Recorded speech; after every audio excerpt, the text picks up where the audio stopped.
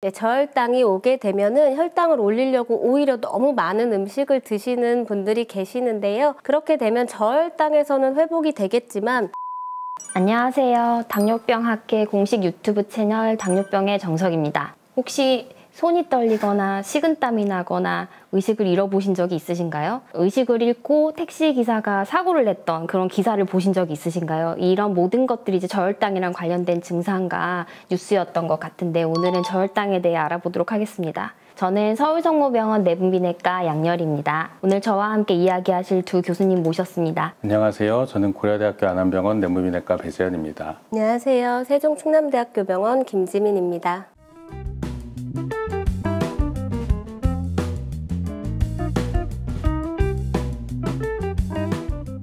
저혈당이라는 말은 너무나 유명하고 다 잘 알고 계시는 것 같지만 개념에 대해 정확히 알지 못하시는 분들도 많을 것 같은데요. 저혈당이라는 것은 무엇을 말하는 걸까요? 저혈당은 말 그대로 혈당이 문제가 될 만큼 낮은 것을 말합니다. 당뇨병이 있는 경우 보통 혈당이 70보다 낮을 때 저혈당이 있다고 하고, 당뇨병이 없으면 저혈당으로 인한 증상, 55보다 낮은 혈당, 그리고 혈당을 올렸을 때 저혈당으로 인한 증상이 사라지는 것, 이 세 가지 조건을 모두 만족할 때 저혈당이 있다고 합니다. 저혈당이라는 게 사실 고혈당만큼 되게 중요하잖아요. 왜 중요할까요? 당뇨병 환자의 저혈당은 혈당 관리에 큰 걸림돌 중 하나입니다. 저혈당이 발생하면 약물 치료나 생활습관 교정으로 혈당을 효과적으로 조절하기 어렵고, 저혈당이 반복적으로 발생하면 심근경색증이나 뇌졸중과 같은 심혈관 질환과 치매의 발생 위험이 증가할 수 있습니다. 특히 54 미만의 심한 저혈당은 중증 저혈당의 재발과 치명적인 부정맥, 그리고 심한 경우 사망까지 이어질 수 있어 피하는 것이 매우 중요합니다.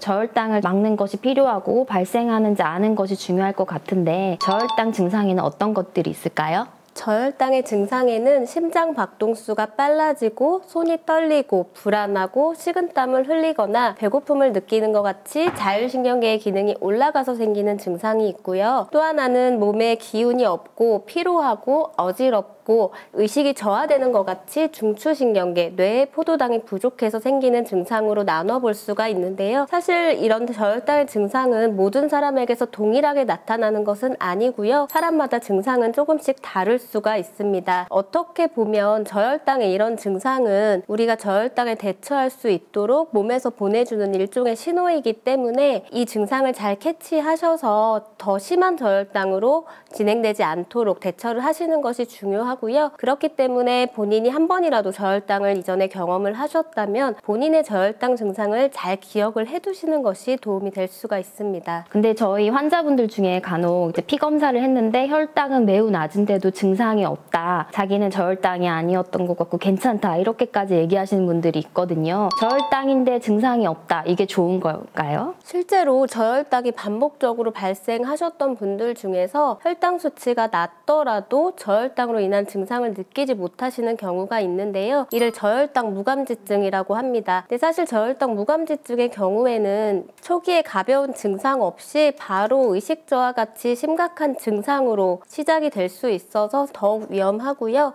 반대로 평소에 고혈당이 오래 지속되셨던 분들 중에서 혈당 수치는 정상 범위임에도 불구하고 이런 저혈당 증상을 느끼는 경우도 있습니다. 근데 저희 당뇨병 환자들이 언제 이런 저혈당 증상들이 발생을 할까요? 저혈당의 원인은 매우 다양합니다. 당뇨병 환자의 경우 약물 치료가 원인인 경우가 있는데요. 인슐린이나 설포니유레아와 같이 저혈당의 발생 위험이 상대적으로 높은 약물을 부적절하게 투여하면 저혈당이 발생할 수 있습니다. 또 식사를 거르고 공복 시간이 길어지거나 운동을 포함한 신체 활동이 평상시보다 많아지면 저혈당이 발생할 수 있습니다. 네, 정말 다양한 경우에서 저혈당이 발생할 수 있는 것 같은데 저희가 특별히 더 주의해야 되는 경우가 있을까요? 당뇨병을 오래전에 진단받았거나 진행된 당뇨병 합병증이 있는 경우에 중증 저혈당의 발생 위험이 높아질 수 있습니다. 또 혈당을 너무 엄격하게 조절하거나 저혈당 무감지증이 있는 경우, 또 과거에 중증 저혈당이 있었던 경우에도 저혈당 발생 위험이 높아집니다. 또 고령이나 소아 청소년 환자, 다른 만성질환이나 중증 질환이 있는 분들도 중증 저혈당의 발생 위험이 높아질 수 있으므로 주의가 필요합니다. 그럼 이제 저혈당을 진단하는 것도 되게 중요할 것 같은데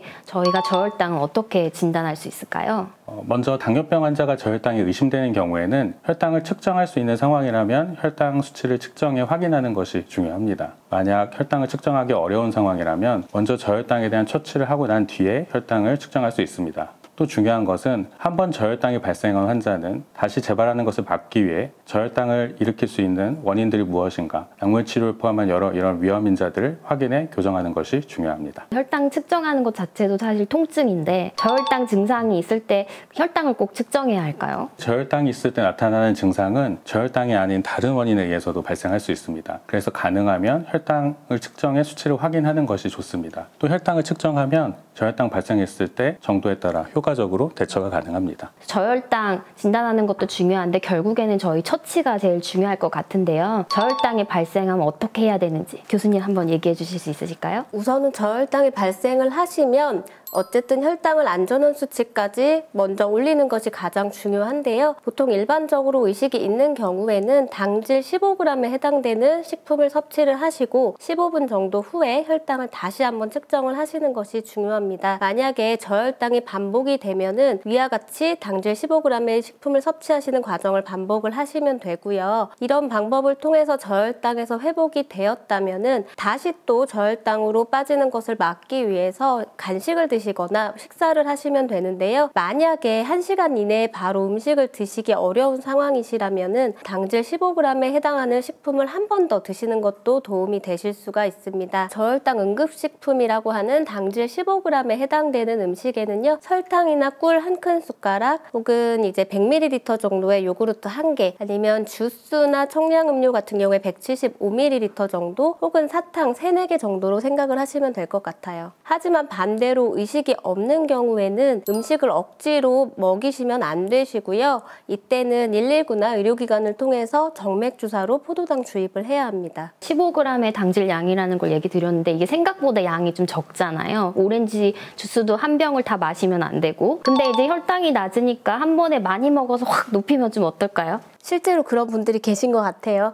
저혈당이 오게 되면은 혈당을 올리려고 오히려 너무 많은 음식을 드시는 분들이 계시는데요. 그렇게 되면 저혈당에서는 회복이 되겠지만 그 저혈당을 회복하는 수준을 넘어서 고혈당이 발생을 할 수가 있고요. 이렇게 저혈당에 대한 과잉 처치는 오히려 혈당 기복을 너무 크게 하고 이제 안정적인 혈당 조절을 매우 어렵게 합니다. 그리고 오히려 이런 것들이 당뇨병의 합병증을 위험성을 올리기도 해서 더 이런 과잉 처치는 주의가 필요하고요. 또 이런 경우의 문제점은 나는 저혈당이 있었는데 외래 진료에 가서 혈액 검사를 했을 때 당화혈색소나 혈당 수치는 오히려 높을 수가 있거든요. 그러면 이제 담당 주치의는 약을 올리게 되고 그래서 저혈당이 더 심해지는 경우가 있습니다. 그렇기 때문에 이런 과잉 처치는 조금 피하셔야 되고요. 저혈당은 이제 혈액 검사 같은 수치로는 알 수가 없기 때문에 내가 저혈당을 경험을 했었다면은 반드시 이것을 이제 담당 주치의에게 알리는 것이 필요합니다. 그래서 항상 저희 진료 시간에 그냥 피 검사만 갖고 얘기하는 것보다 본인이 실제로 어떤 걸 겪으셨는지 얘기하는 게 되게 중요한데 저혈당이 특히 또 중요할 것 같습니다. 근데 이제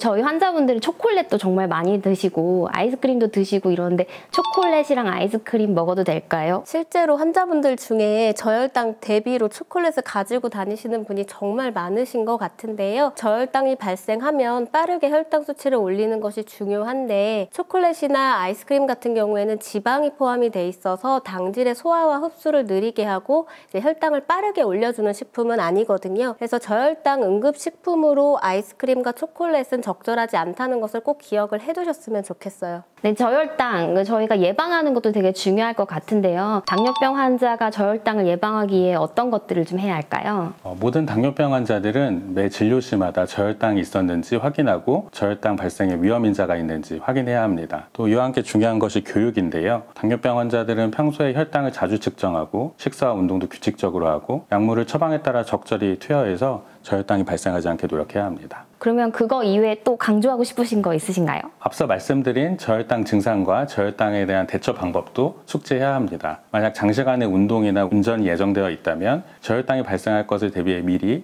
당질이 포함된 음식을 가지고 있는 것이 좋습니다. 만약 이런 것을 다 지켰는데도 저혈당이 반복적으로 발생한다면 의료진과 상의해 약물치료나 혈당 조절 목표를 조정을 해야 합니다. 예를 들어 저혈당 무감지증이 있는 경우에는 저혈당에 대한 방어 기전이 회복될 때까지 일시적으로 혈당 조절 목표를 높이는 것이 필요합니다. 저희가 이제 중증 저혈당이라고 하는 것들도 더 조심해야 되는데 특히나 이제 야간에 발생하는 경우 더 질이 나쁘고 더 위험할 수 있을 것 같아요. 야간 저혈당을 예방하는 다른 방법이 있을까요? 야간 저혈당을 예방하려면 먼저 자기 전에 혈당을 측정해서 취침 전 혈당을 100에서 140 정도로 유지하는 것이 좋습니다. 만약 측정했을 때 혈당 수치가 이보다 낮다면 우유와 함께 가벼운 스낵이나 소량의 과일을 섭취하면 저혈당을 예방하는 데 도움이 됩니다. 특히 최근에 연속 혈당 측정 장치 사용이 점차 늘어나고 있는데요. 필요한 경우에 이를 사용할 수 있다면 밤사이 혈당 수치를 확인을 해서 인슐린과 같은 약물을 조절하는 데 이용할 수도 있습니다. 근데 간혹 식후 혈당이 막 올라간다, 맛있는 걸 많이 드셨다 하면 막 운동을 더 열심히 하시다가 도리어 저혈당이 이제 발생하기도 하는데 운동 저혈당은 어떻게 예방할 수 있을까요? 당뇨병 환자는 운동 전후에 혈당을 측정하는 것이 좋습니다. 만약 운동 전에 측정한 혈당 수치가 낮으면 운동 전에 간단한 간식을 섭취하면 저혈당을 예방하는 데 도움이 됩니다. 또 장시간 또는 고강도 운동을 하는 경우에는 저혈당을 예방하기 위해 중간에 반복적으로 간식 섭취가 필요할 수도 있습니다. 다만 연속 혈당 측정 장치와 연동된 인슐린 펌프를 사용하시는 분들이 계신데요. 이런 분들은 운동 전에 간식을 섭취하면 기계가 혈당이 오르고 있는 것으로 잘못 인식해 인슐린 주입 속도를 높여 오히려 저혈당 위험이 높아질 수 있어서 주의가 필요합니다. 저혈당이 사실 고혈당만큼 되게 중요하고 당뇨병 조절에 있어서도 고혈당만큼 중요하게 봐야 되는 혈당의 목표 중에 하나인데요. 오늘 말씀드린 내용이 사실 저혈당을 전부 다 설명드릴 수는 없습니다. 혹시 궁금하신 내용이 있으시면 질문 남겨주시면 저희가 또 다른 편 저혈당 만들 때 또 참고해서 영상 찍도록 하겠습니다. 오늘 영상이 유익하셨다면 좋아요, 구독 버튼, 알림 설정 부탁드립니다. 감사합니다. 감사합니다. 감사합니다.